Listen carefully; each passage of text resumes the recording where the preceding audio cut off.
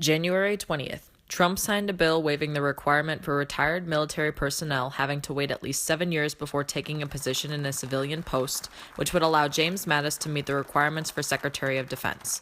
Later in the day, James Mattis was approved as Secretary of Defense through a 98-1 vote.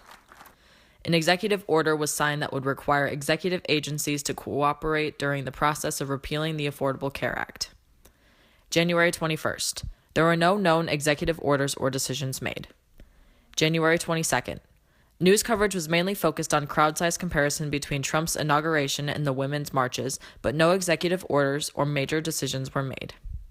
January 23rd. Trump issued a presidential memorandum to back out of the Trans-Pacific Partnership and ordered a hiring freeze on federal jobs. He also reinstated the Mexico City policy, also known as the Global Gag Rule, to block federal funding to international health organizations that offer abortion-related services to women in other countries. January 24th. President Trump sends multiple memos to accelerate the approval and construction of the Keystone XL and Dakota Access Pipeline.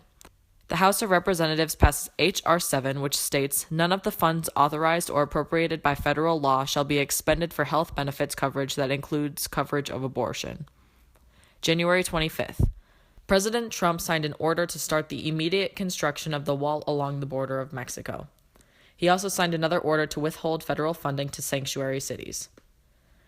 The Trump administration mandates that scientific studies and data by the Environmental Protection Agency must be reviewed by political staff before they are released to the public.